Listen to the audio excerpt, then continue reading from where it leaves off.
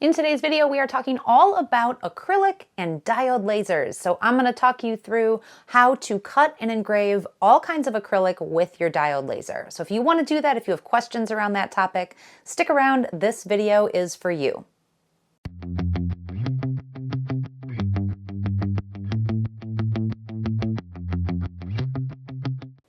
Hey there, I'm Sarah, you're watching Creative Ramblings. We talk a lot about lasers on this channel, so if you are a laser maker or you're thinking about getting a new machine, definitely hit that subscribe button. You're going to find a host of helpful videos right here on this channel.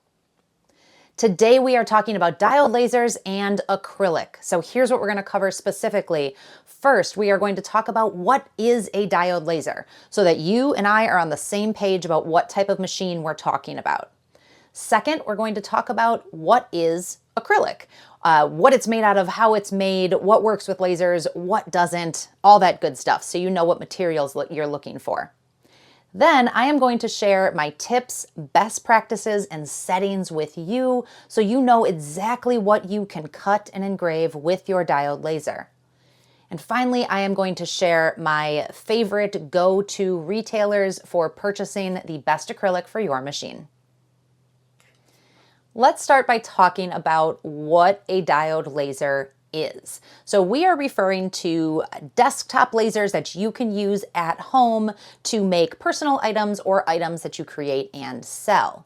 A diode is a type of laser, just one type. There are many other ones out there. There are CO2 lasers, UV, fiber, MOPA, all kinds of different ones. We are specifically talking about diode. You may also hear this referred to as a blue light laser.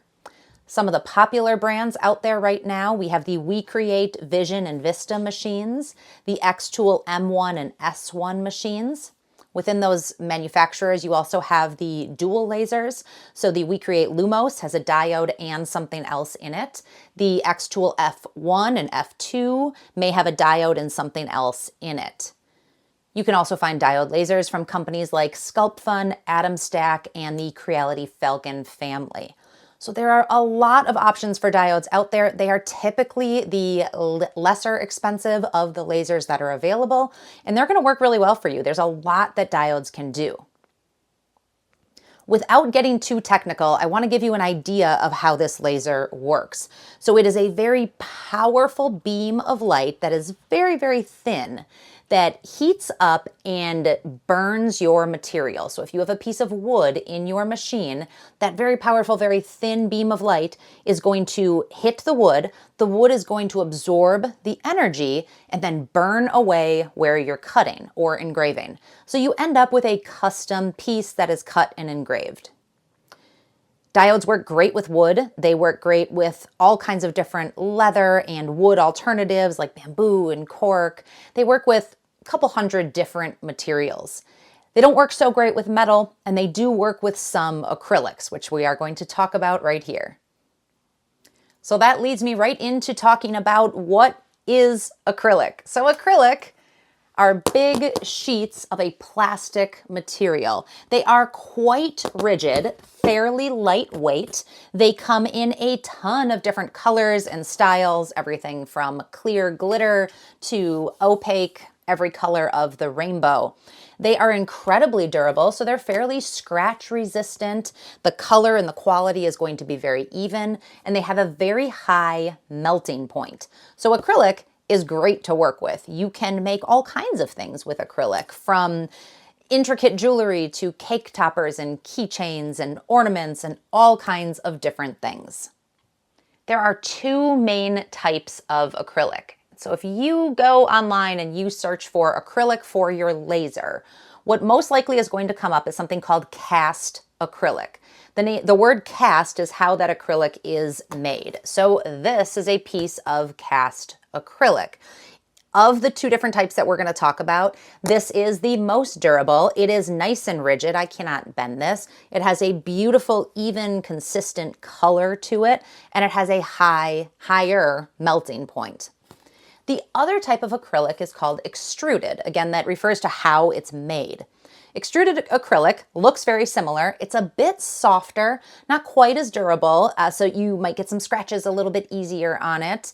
And the color and the quality of the color is not as great as it is with cast acrylic. It also has a lower melting point. So we have cast acrylic and we have extruded acrylic. Of those two, you always want to go for cast acrylic when working with a laser. Extruded acrylic is great if you have a CNC machine or another way of cutting and making projects with it. It is readily available, fairly inexpensive, not great for your laser. One of the reasons, or probably the most important reason that it's not great for your laser, is that if you take that powerful beam of light and you put it into extruded acrylic, it's going to melt pretty quick, and it is going to melt and then kind of come back together, and you're going to be left with this really messy result.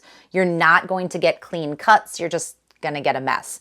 Doesn't smell great either, so you end up ruining your base plate on your machine and you don't get a good project.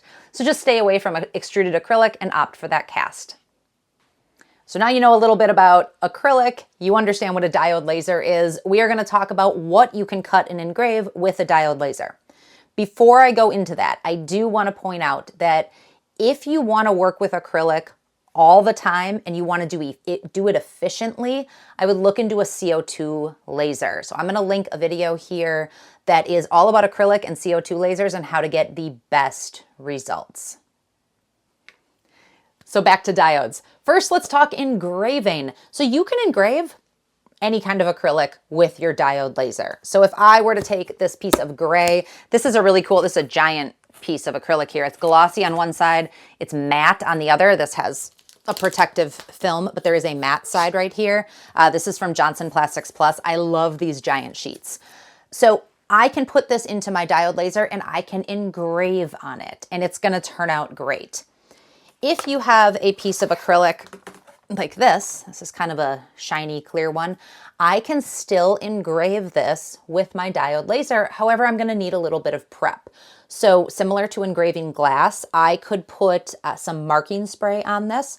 I could paint it with some tempera paint and let it dry.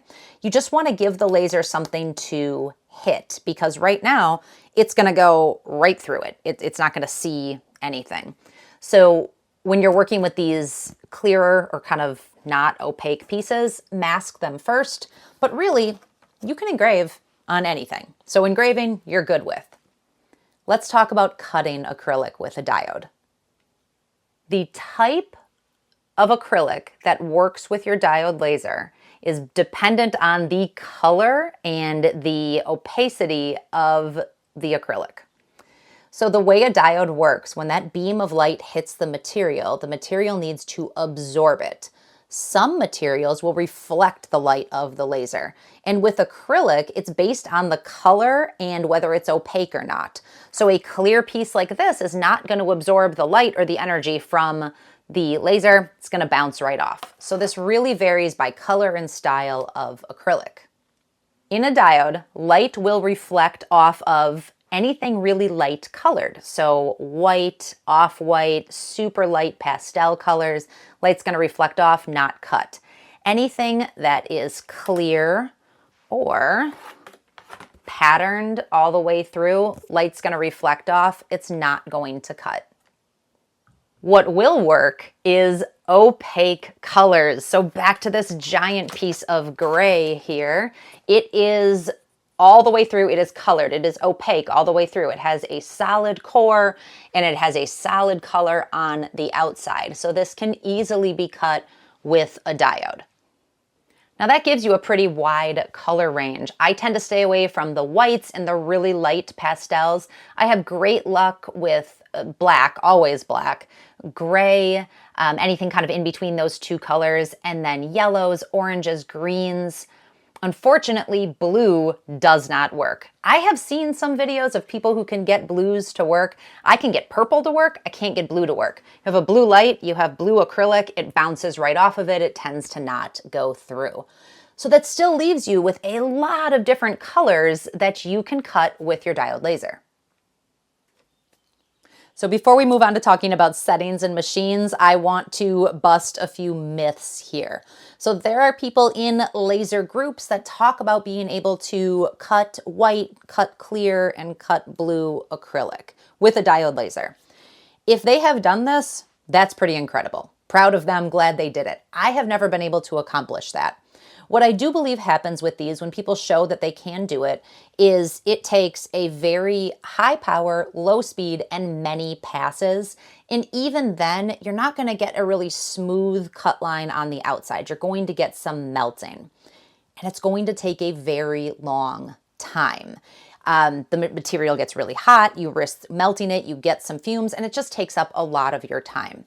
If you stick with those opaque cast acrylic colors, you're going to go a little bit faster, it's going to be easier, and you're going to get a better result. The other myth that I hear people say a lot is, well, if I take a clear, it's a glitter acrylic, and I put a mask over it or I put tape over it, can't I then cut through it? If I put mask over this, like, let me grab this piece here. This is a translucent red, and it comes with masking on both sides. If I try to engrave this, it's going to engrave beautifully because I can engrave right through the paper, take the paper off, and I've got engraving.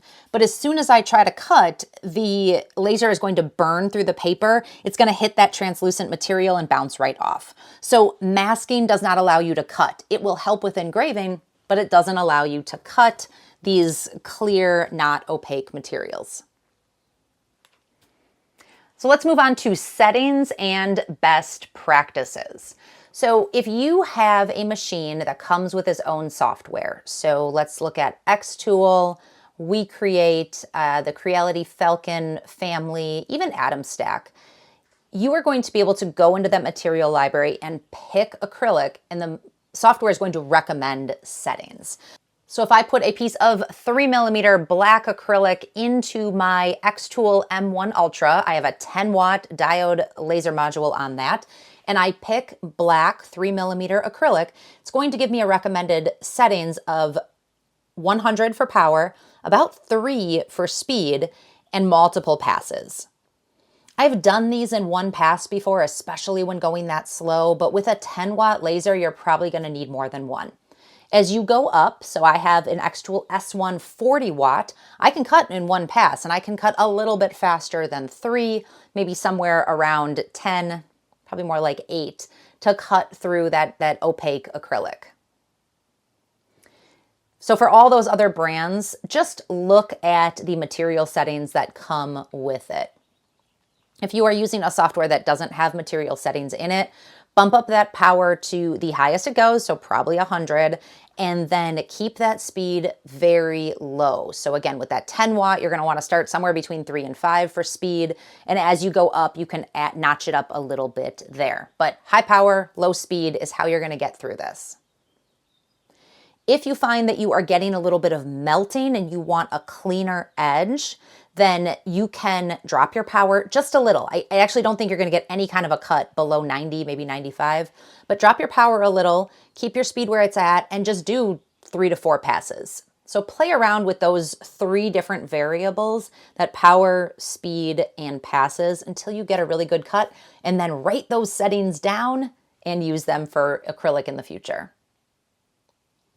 Every color is going to cut a little bit differently. I can cut black acrylic with any diode beautifully every time. Black just cuts really, really well. But when I go into those lighter colors like the gray or the yellows or the oranges, I have to change my settings up a little bit. So just keep track of yours, whether it's a spreadsheet or a notepad, write down those settings for each color so you have them for next time. You need to know what settings to use for your material, but I also want to talk about how to prep your material. So let's go back to this giant piece of gray that I have. So again, this is Johnson Plastics Plus. If you have a diode with a big enough bed, I love these sheets. This doesn't fit in my diode, but it fits in my CO2 laser. So this is going to come with plastic on it, and you do not want to cut through plastic. So that plastic has to get pulled off. This has matte on one side, glossy on the other. I've already pulled the glossy off of, or the plastic off of here, but this is just gonna melt in your machine and leave a mess. So take that plastic off before you cut, then you can just put it into your machine.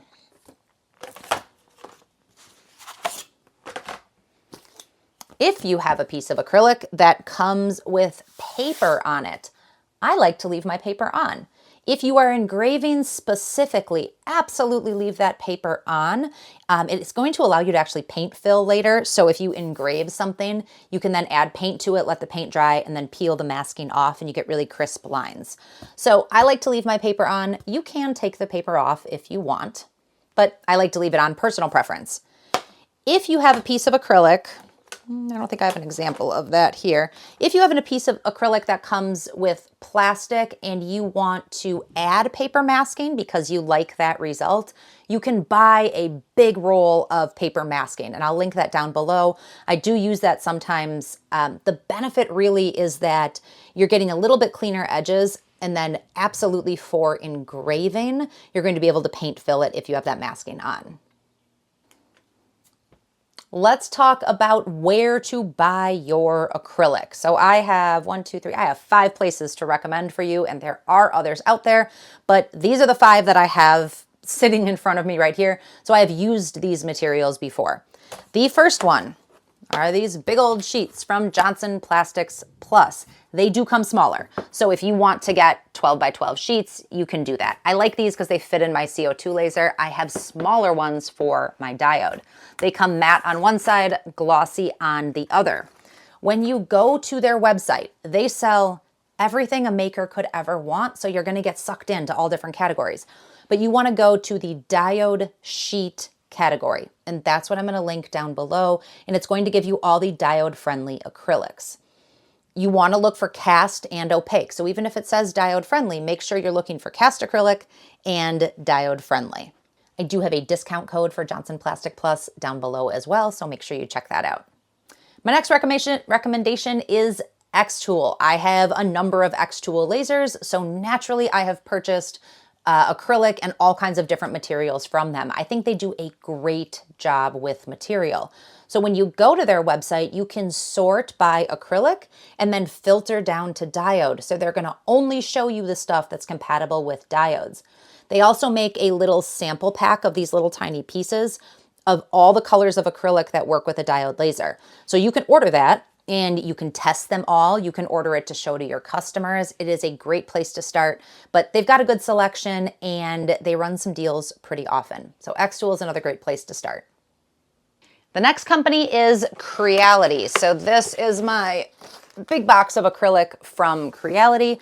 I have the Falcon A1 Pro, which is a 20-watt diode laser. It has an IR module too. I really like that laser, and I have cut acrylic with it.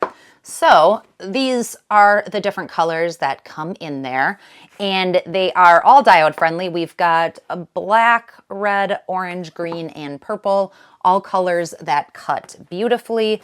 The thing I like about Creality, if you have one of their lasers, they come with these. So some of their machines have smart recognition where it'll scan that QR code, know what material is in it, and automatically adjust settings for you. It's quite nice. But this is just cast acrylic, so you can use this with any machine. You don't need to have the Falcon to use this material. It's high quality. I like it. One of the things that stands out to me, goodness, there's a lot of acrylic here. So very similar, right? This is Creality. I think this one's from Xtool. Creality rounds their corners. These are all squared off. That does not seem like a big deal until you are dealing with a lot of acrylic, and I have poked myself more than one time with this. This is such a nice touch. I find it's very, very nice, very extra, right? So Creality has rounded corners. A lot of the other ones have just the squared off corners. Next up are 2 smaller companies that have just a wealth of acrylic and materials. They are Houston Acrylic and Smoky Hill Designs. I will link them both down below. Both of them have acrylic categories specifically for diode. So when you're searching, search for diode. They also have good reviews, and they have Facebook groups that can help you walk through, I have this machine, what settings did you use, what success did you have? One of the things that I really like that I saw at Smoky Hill recently is a glitter acrylic that works with a diode. So normally I would say, well, that's not going to work.